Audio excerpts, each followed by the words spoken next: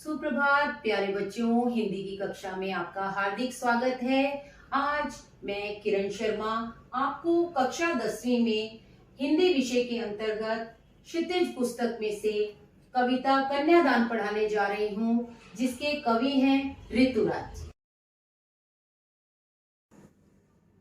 तो चलिए कन्यादान कविता में सीखे जाने वाले बिंदुओं पर चर्चा करेंगे, लर्निंग आउटकम पर चर्चा करेंगे। कन्यादान कविता में बेटी के विवाह के समय एक माँ की चिंता को दर्शाया गया है और उसी को समझने का हमें प्रयास करना है। अपनी बेटी के लिए एक माँ की नैसर्गिक भावनाओं को जानना, विवाह के समय एक सामान्य लड़की के सयानेपन की कमी को समझना, और यही सब दर्शाया गया है कन्यादान कविता में एक माँ की अंतर्वेदी चिंता को। तो चलिए कन्यादान कविता पढ़ते हैं। चलिए कविता के सार से परिचित होते हैं। प्रस्तुत कविता में माँ बेटी को स्त्री के परंपरागत आदर्श रूप से हटकर जीने की सीख दे रही है। कवि का मानना है कि समाज व्यवस्था द्वारा स्त्रियों के लिए आचरण संबंधी जो प्रतिमान गढ़ लिए जाते हैं वे आदर्श के मुलम्मे में बंधन होते हैं। कोमलता के गौरव में कमजोरी का उपहास छिपा रहता है।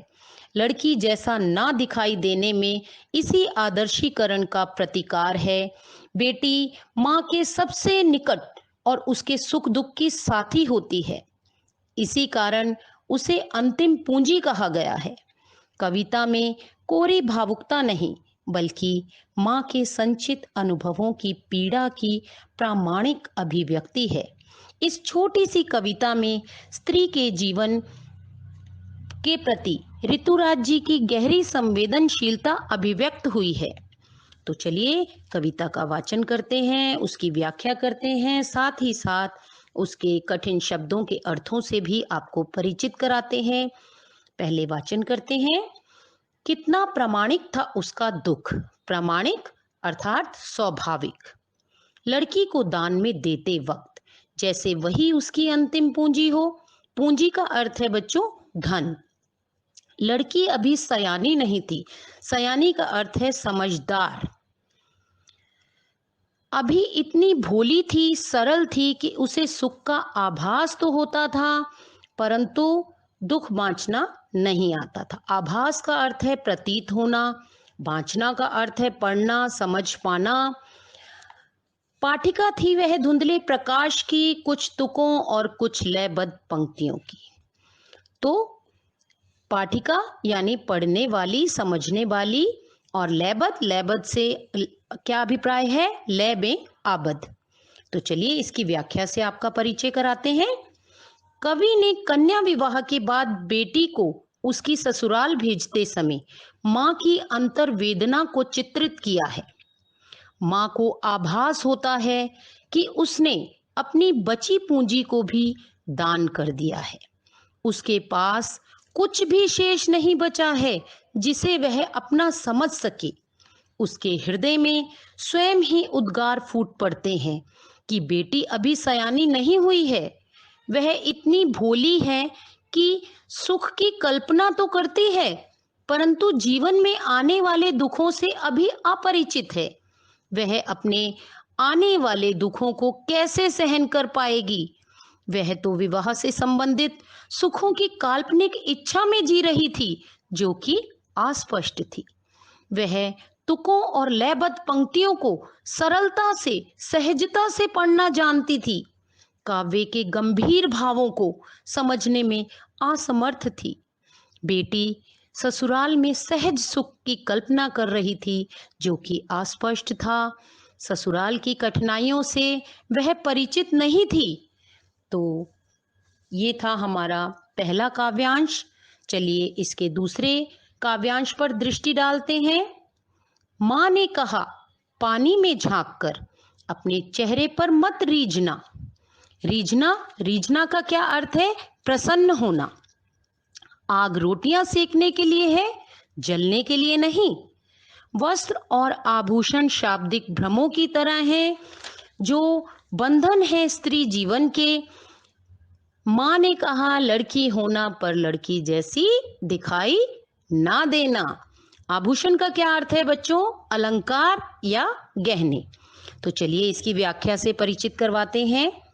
माँ ने बेटी को विदा करते समय सावधान किया कि अपने सौंदर्य पर मत इतराना, मत रीझना, सजग रहना और किसी के प्रशंसात्मक शब्दों में ना उलझकर अपने जीवन को बंधन मुक्त रखना।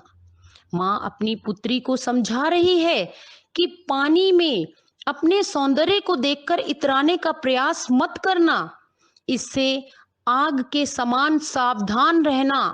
आग रोटियां सेकने के लिए होती है, स्वयं जलने के लिए नहीं होती है। अतः सभी कार्य करते समय अति सावधानी बरतना। शाब्दिक भ्रम की तरह अर्थात प्रशंसनात्मक शब्दों की तरह वस्त्रों और आभूषणों के भ्रम में मत पड़ना। यही भ्रम स्नेह का आभास कराकर बंधन में जकड़े रहेंगे। तुम लड़की की तरह मर्यादित व्यवहार तो करना, किंतु सामान्य एवं कमजोर लड़की की तरह अत्याचार सहने के लिए दुर्बलता मत दिखाना। तुम हर तरह के शोषण का साहस पूर्वक मुकाबला करना। यहाँ पर माँ ने अपनी पुत्री को समझाया है और अंत में आपको इस प्रवाह चार्ट के द्वारा माँ की सीखों के विषय में बताएंगे कि माँ ने अपनी पुत्री को क्या क्या सीख दी है। माँ ने अपनी पुत्री से कहा है कि माँ का दुख जो है वो स्वाभाविक है, क्योंकि माँ को उसकी पीड़ा का अनुभव है। माँ वो सब भोग चुकी है। उसको अपनी बेटी जो है वो अंतिम पूंजी लग रही है। क्यों? क्योंकि वो उसके सुख दुख के साथी है। उसकी बेटी बहुत ही भोली है, सरल है, उसे सुख का आभास होता है, लेकिन दुख बांटना नहीं आता, नहीं जानती वह है उस दुख को जो उसको जिम्मेदारियों के रूप में विवाह के साथ मिलने वाला है। माँ ने पुत्री को सीख दी। क्या सीख दी? माँ ने अपनी पुत्री को कहा कि अपने सौंदर्य पर इतराना मत, वस्त्रों और आभूषणों के भ्रम जाल में मत फंसना, लड़की जैसी संस्कारी बनना, दुर्बल नहीं बनना। अर्थात कहने का क्या अभिप्राय है कि मर्यादाओं का पालन करने वाली लड़की बनकर तो रहना, किंतु बेचारी भोली भाली दिखने वाली निरी सहिष्णु बनकर मत रहना कि कोई भी तुम्हारा शोषण कर पाए। लड़की जैसे संस्कार अपने अंदर रखना। और ये भी साथ साथ सावधान किया कि आग में रोटियां सेकी जाती हैं, जला नहीं जाता। इसलिए यदि कोई तुम्हारा शोषण करे, तुम्हें जलाने का प्रयास करे, तुम्हें दहेज की वेदी पर चढ़ाए, तो तुम ये ध्यान रखना कि आग में रोटियां सेकी जाती हैं। अर्थात कन्यादान कविता में जो मुख्य बिंदु थे वो आपको हमने प्रवाह चार्ट के द्वारा समझाए हैं।